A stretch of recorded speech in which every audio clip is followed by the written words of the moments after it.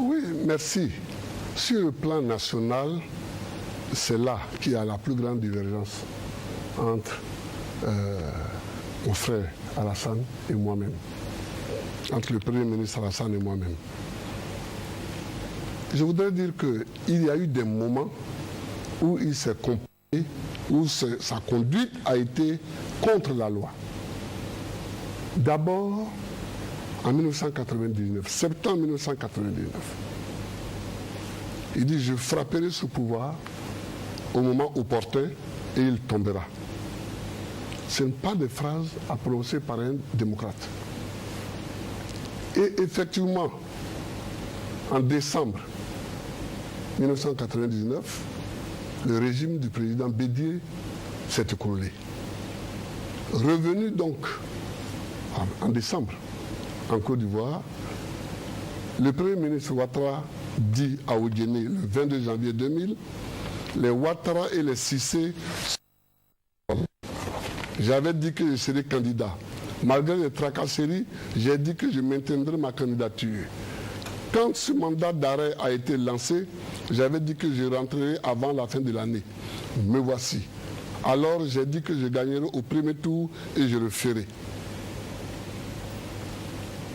Toujours dans les citations de ce même type, en décembre 2001, le Premier ministre Ouattara qui dit « Nous n'attendrons pas 5 ans pour aller aux élections ». Or, la durée du mandat, c'est de 5 ans. En août 2002, je rendrai le pays ingouvernable. S'ils veulent, on va tout Niagami. Ah bon? Oui, oui, c'est une All Africa. Alors, ce sont des citations du Premier ministre. Et ça ne me plaît pas. Ça ne me plaît pas, non pas à Gbagbo, mais ça ne me plaît pas pour la paix et la sécurité. Il a dit tout à l'heure, il a dit juste, on ne peut pas faire une économie prospère s'il n'y a pas la paix, s'il n'y a pas la stabilité, s'il n'y a pas la tranquillité. Mais des phrases de ce genre amènent l'instabilité, amènent les coups d'État, et vraiment je le rends responsable pour ce qui est arrivé à partir de 1999 jusqu'à aujourd'hui. Voilà ce que je voulais dire sur ce point-là, pour expliquer la situation nationale que nous avons connue. 11 ans de turbulence, c'est trop.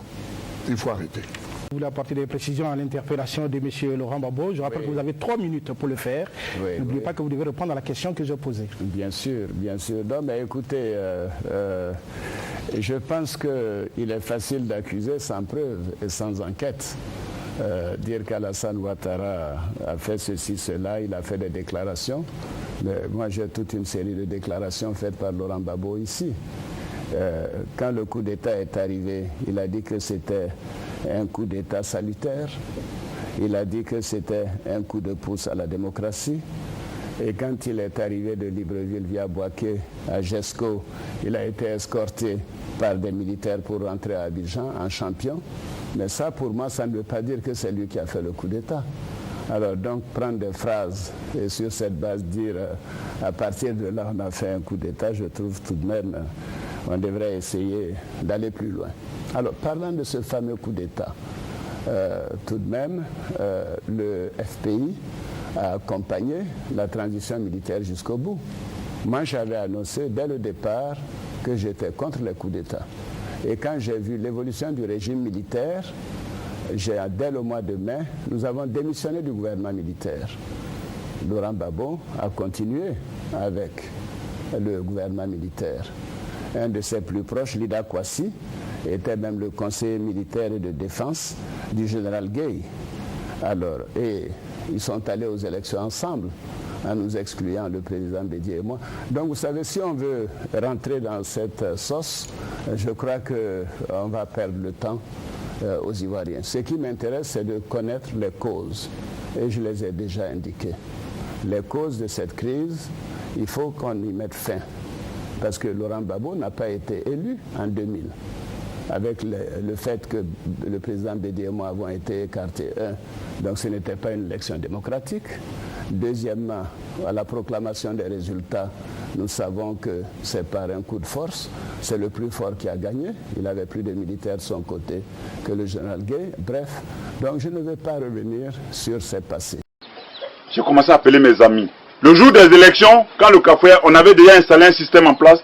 Quand il y a eu Kafouya, nos amis sont allés attaquer la poudrière pour faire libérer les Ouattara et autres qui étaient en prison. Nous les avons fait libérer et on les a évadés. Je m'étais arrangé pour les faire tous monter à mes côtés à Ouaga. Pendant ce temps, Soro Guillaume, parce qu'il faut dire la vérité aux gens. Soro Guillaume était encore à Abidjan. Quand il y a eu Akalmi, je pense qu'il était candidat aux élections à Port-Boué avec Henriette Diabaté. Il a échoué là-bas. 2 fois, mes gens ont commencé à venir. Blaise m'a permis de recueillir mes éléments qui étaient dans des situations clandestines à Abidjan. Donc, on a pu les faire sortir un à un. Thieu Fosier, Adams, Watao, Zaga Zaga, plein d'autres. Mais Soro Guillaume n'était pas dedans, lui il était un politicien. J'étais à Ouaga un jour, après quand ils ont échoué les élections législatives, il est venu me rendre visite à Ed Dakouri. J'étais chez moi, on me dit non, qu'il y a Soro Guillaume et Dakouri qui sont venus te dire bonjour. Ben, j'ai dit ok, il n'y a pas de problème. Et j'ai dit oui, jeune homme, qu'est-ce que je peux faire? Il dit non, grand frère, ton combat est une lumière pour nous, nous sommes venus te soutenir. Le grand frère Dakouri, même chose. J'ai dit bah écoute, il n'y a pas de problème. Nous sommes restés 48 heures après, ils sont repartis. Une deuxième fois, Soro Guillaume est venu me voir. Il dit, il est venu me saluer. Il dit, ok, c'est gentil. Il est reparti. Et nous avons lancé une opération en 2001 pour renverser le général Laurent Gbagbo. Malheureusement, ça n'a pas marché. Et Soro Guillaume est parti à Paris et j'étais là un jour, j'ai reçu un coup de fil. Il me dit qu'il était allé s'inscrire à Paris 8. Paris 8, c'est une université de Paris. Malheureusement, il n'a pas pu s'inscrire. Il dit vraiment c'est dur pour lui. Qu'est-ce que je peux faire pour lui? J'ai dit bon. Présentement, je ne suis qu'entouré que de militaires. Et les journalistes ne cessent pas de m'appeler à tout instant voulant discuter avec moi. Moi, je n'ai pas ce temps. Je m'organise à voir ce qu'on peut faire. Donc viens, toi tu vas t'occuper des journalistes. C'est comme ça que j'ai fait venir Soro Guillaume à côté de moi, comme porte-parole. Tu t'occupes des journalistes. Et c'est de là est née toute cette histoire. Je voudrais d'abord rebondir sur la présentation que vous avez faite de moi.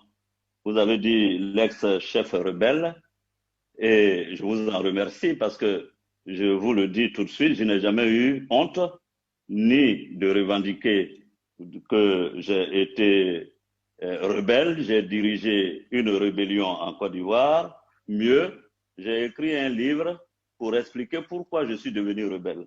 Très sérieusement, dans la rébellion, il n'était pas concerné?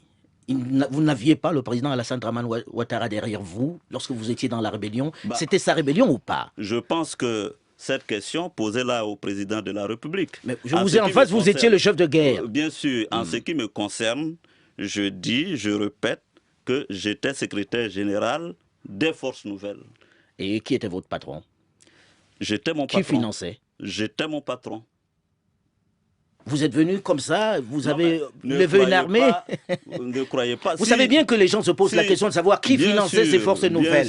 Alors je vous ai en face, qui vous finançait? Bien sûr, si vous avez suivi mon cursus, vous savez bien, monsieur Alain, que je ne suis pas un homme à se laisser manipuler. J'ai été secrétaire général de la FECI, le même Alassane Dramane Ouattara. C'était l'un des mouvements les plus puissants en Côte d'Ivoire. En Côte d'Ivoire, j'ai été secrétaire général de la FECI, le même Alassane Ouattara était Premier ministre. Et nous lui disions, quand nous étions étudiants, nos vérités.